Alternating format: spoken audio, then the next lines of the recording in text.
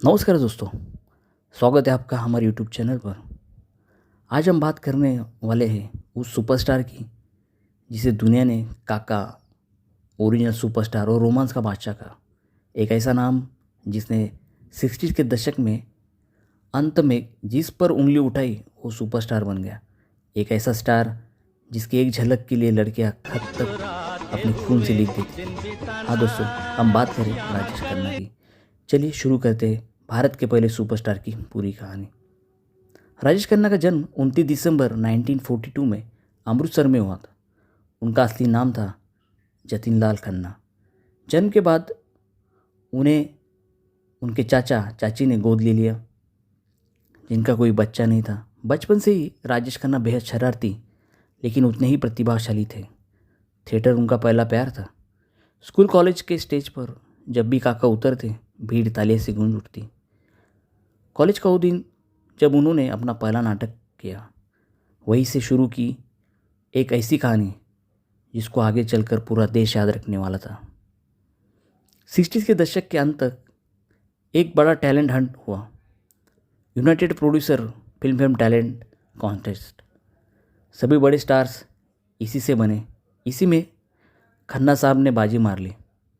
इस जीत के बाद उन्हें मिली 2 फिल्में और शुरू हुआ उनका बॉलीवुड का एक सुनहरा अध्याय। पहली फिल्म थी आखिर क्यों, नहीं चली, लेकिन आराधना ने इतिहास रच दिया। आराधना 1969 में रिलीज हुई। रिलीज होते ही काका रातों रात सुपरस्टार बन गए। उनका स्टाइल, उनका स्माइल, उनकी आंखें हर लड़की, हर नौजवान, हर परिवार का दिल जीत लेती थी। जैसे उनके गाने मेरे सपनों की रानी, रूप तेरा मस्ताना, इन गानों ने उनकी अदाकारी और कशिश का जादू आज भी कायम है। उनके स्टारडम का अंदाज इससे लगाया जाता है लगातार 15 सुपरहिट फिल्म जो आज तक कोई तोड़ नहीं पाया। लड़कियां उनकी गाड़ी को किस करती थी, उनके धुएं में लिपस्टिक मार्क तक छोड़ देती थी। उनके पोस्टर पर खून से खत लिखे जाते थे। काका के चेहरे पर वही अदाएं, वही मुस्कान, वही ठहराव। रोमांस को उन्होंने नई परिभाषा दी। उनकी सुपर फिल्मों की लिस्ट बहुत लंबी है। आराधना, कटी पतंग, आनंद, अमर प्रेम, सफ़र, इत्तेफाक, डोली, रोटी, हाथी मेरे साथी। और इस दौरान हर डायरेक्टर, हर एक्ट्रेस, हर प्रोड्यूसर सिर्फ काका को ही चाहते थे। जैसे जैसे नए सितारे आए, अमिताभ बच्चन, धर्मेंद्र, विनोद खन्ना, बॉलीवुड की तस्वीर बदल गई। 1980s के बाद काका का करियर गिरावट में आने लगा।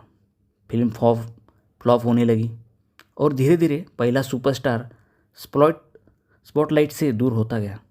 लेकिन इसके बाद भी काका ने कभी हार नहीं मानी। उन्होंने राजनीति में कदम रखा और वे कांग्रेस के सांसद बने।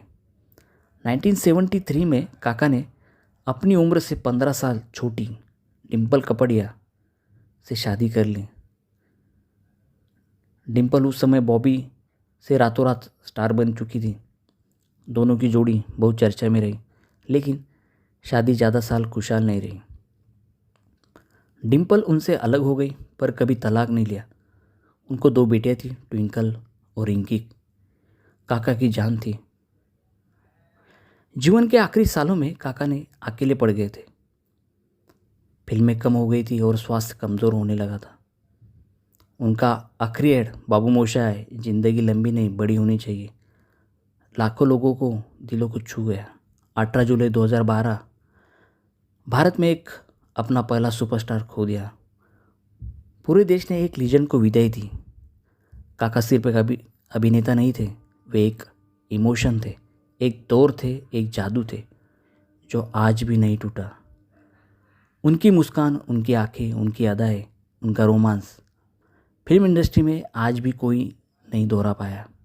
दोस्तों, ये थी कहानी उस सितारे की जिसने पूरे देश दिल पर राज किया।